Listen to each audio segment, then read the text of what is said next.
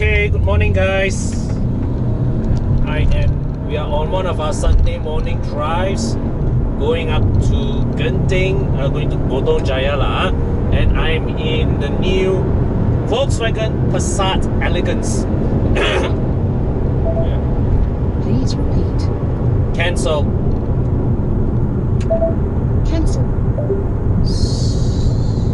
So this is the facelifted version of the Passat B8 that was launched late last year, and now we are reviewing it.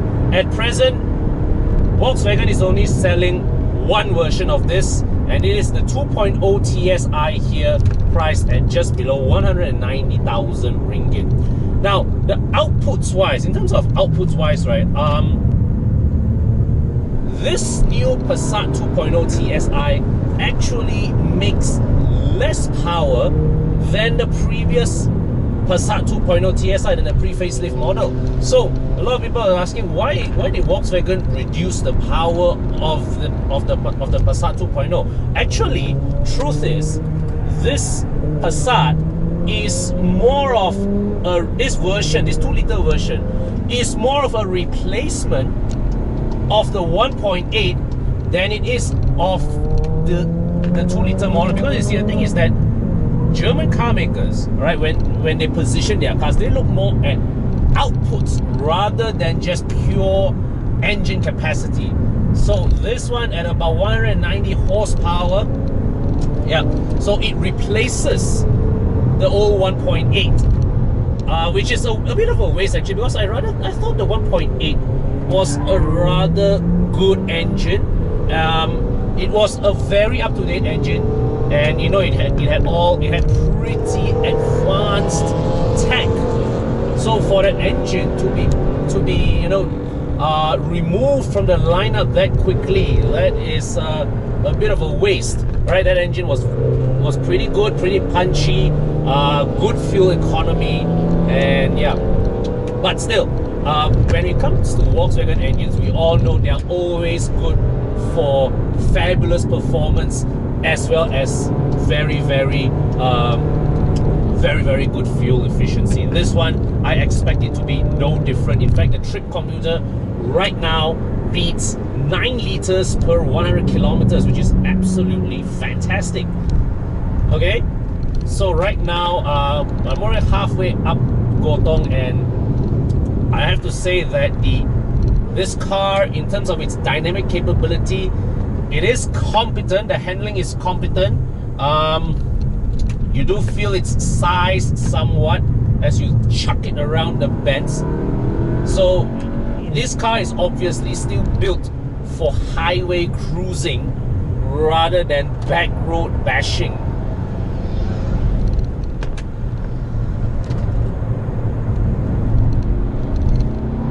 But the engine is willing, it's nice, willing.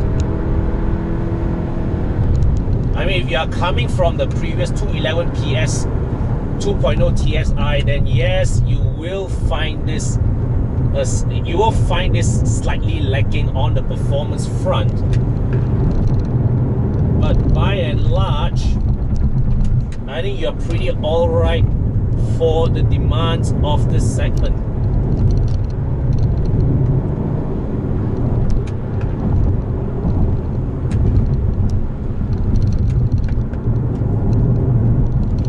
Yep, so there's a bit of body roll here, and the suspension, if I am to be frank, isn't as pliant as I expect. If you were to compare with past iterations of the Passat, this one has a bit of a more busy ride toward it over poor surfaces, but still generally this new, what they call the Passat Elegance, it still more or less lives up to the Passat's name as being a comfortable and stately and refined cruiser.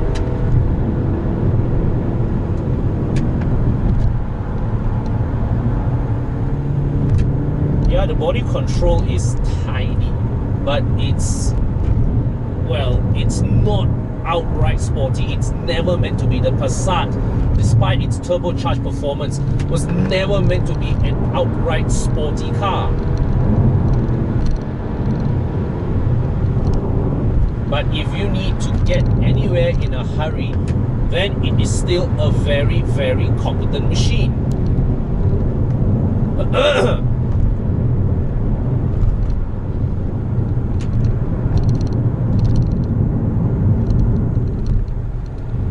So I remember when I was attending the launch, right, when they reviewed the pricing, I was thinking, hey, you know, at what?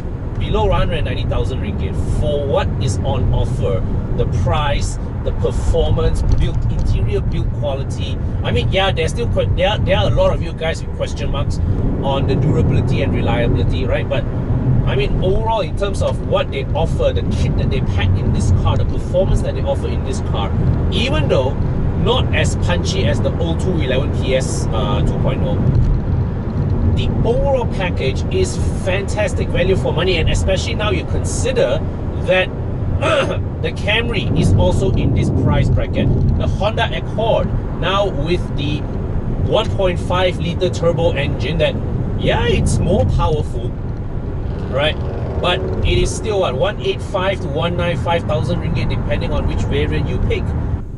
So of course we still need to test drive the Accord to make a proper judgment of the case, but thus far I would say that based on price, based on performance, based on features, I would say that right now the Passat deserves to be put into frame as a mainstream consideration rather than as a niche product, because really, price performance wise, it is right there in the bracket together with the Accord and the Camry already. There is no longer a premium buying a Passat that compared to a Japanese car. No more. This car is firmly established in the mainstream segment, and I would say that, you know, to drive as a car, to drive, to enjoy driving, it is still a beautiful all-round performer. Okay guys, so just finished breakfast after our Genting Run, and now we are heading downhill in the Passat, and I just want to share with you some of my concluding thoughts of this car. How would the Passat now compare to the Accord and the Camry? Now, as I drive this, we have yet to try out the Accord. So against the Accord, it's only an on-paper comparison. But the Accord gives you a 1.5 liter turbo engine. It gives you 200 horsepower, which means smaller capacity, less road tax, but higher outputs. The Passat here gives you a 7-speed dual clutch transmission. The Accord gives you a CVT. So in performance terms, the Accord seems to have an on-paper superiority, but my bet is they are probably close to each other in the real world. Okay, we of course can't comment on the Accord's dynamics yet because we haven't tried it, but recently, having had the chance to sit in the Accord during the launch, I would say that the interior of the Accord, as usual, the packaging of space, Honda aced it once again, superior utilization of space, but the material selection, in the material selection department, Honda still feels decidedly average. In fact, I would say that with the Accord, my impression at that time was that the previous generation Accord seems to have nicer cabin materials than the new one. So if you sit inside the Passat and the Accord, this easily feels like the more expensive cabin. I mean, in terms of the material texture, the touch points and all, the Passat inside here just feels way nicer on almost all aspects. Material selection, build quality, fit and finish, the lot. So I'm not saying that the Accord it feels flimsy. It does not, but it just doesn't feel like a 180 to 190,000 ringgit cabin, whereas this one still does. It still feels like an expensive place to be inside. Now, then where does the Camry come in?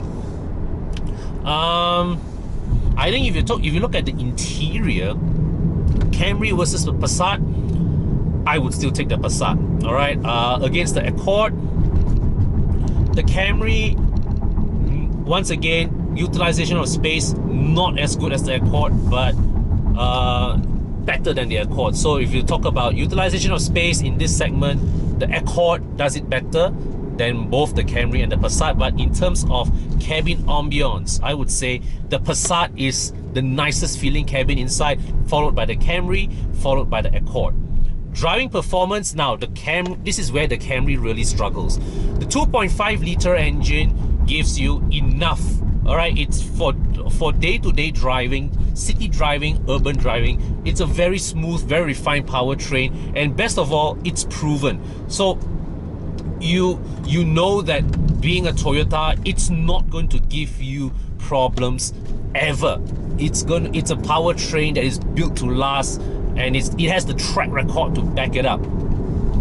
But when I took the Camry up on the Genting Run here, what was immediately obvious was that the Camry's engine really feels out of date compared to what the segment has on offer.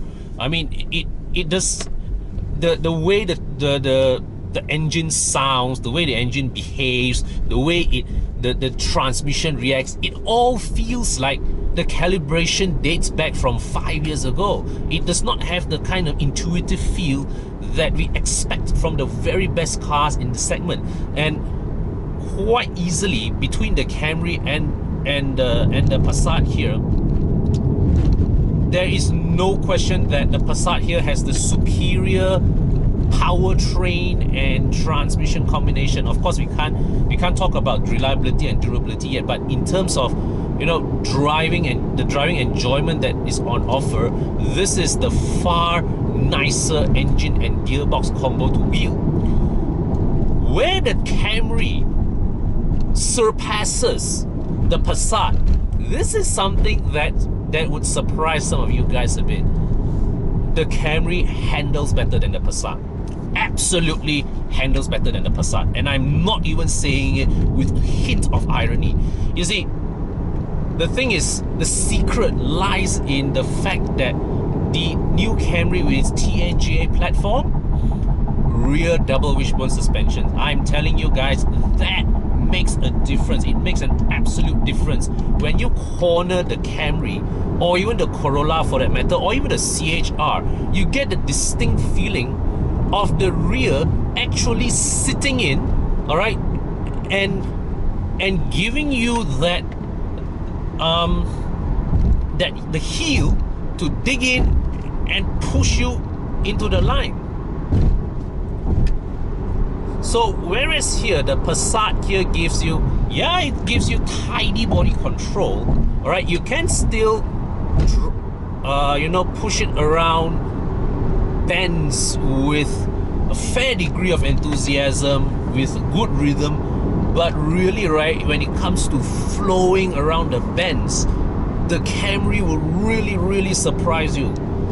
I mean, if I were to pitch the Passat and the Camry on a set of roads that negate engine performance, my money will be on the Camry actually performing better, because the Camry's handling is just so good, so good.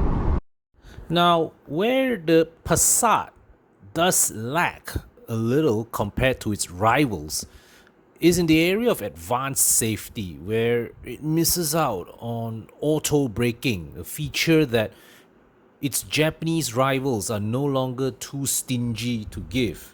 I mean, the Passat's suite of advanced safety goes only as far as drowsiness detection, rear cross traffic alert, and lane keep assist. The Camry, on the other hand, offers auto braking and radar cruise control as standard, while in the Accord, you do get this on one of the higher of two variants. The Mazda 6 gives this only in the 220,000 ringgit diesel versions, but hey, at least you get them, you know? So guys, there you have it. This is my review of the Volkswagen Passat, and some little remarks on how I think it fares against the competition. Really, the overall conclusion I would say is, for the money, this is, I think right now the Passat, when you consider that the Camry and the Accord have both moved up in terms of its pricing to this level, the Passat now is just fantastic value for money, and it still looks and feels premium inside out.